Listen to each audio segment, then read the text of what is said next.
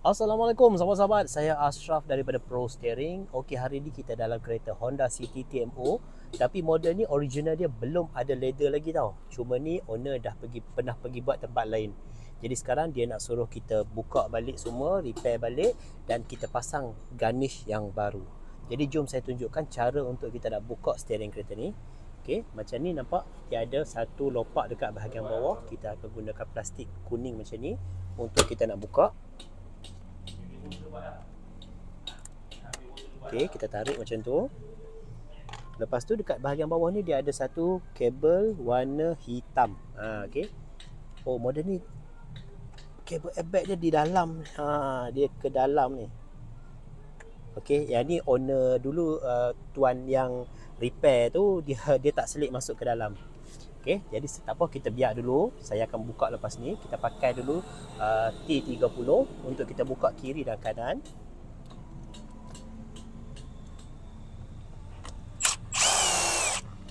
Okey, satu skru.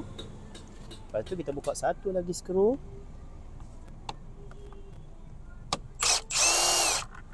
Okey, jadi total ada dua skru semuanya. Jadi kita betulkan balik steering dan kita matikan enjin. Okey, sepatutnya kabel airbag tu kita cabut daripada bawah tau. Tapi untuk kereta ni kabel airbag dia tu okey, nampak dia letak macam tu sahaja. Sepatut kita selit daripada bawah. Jadi tak ada masalah, kita boleh buat. Cabut balik kabel ni. Ni untuk kabel airbag. Okey, lepas tu satu lagi untuk kabel horn. Mana kabel horn dah? Okey, kabel horn dia duduk tempat asal.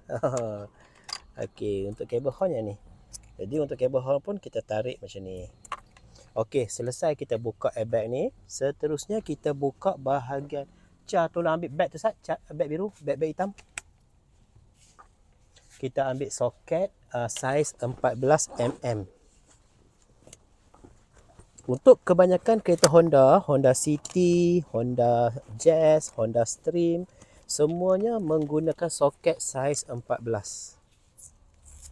Okey, tapi kalau kata Pro 2, kebanyakannya 19, Toyota pun pakai 19. Okey, macam ini kita gunakan soket saiz 14.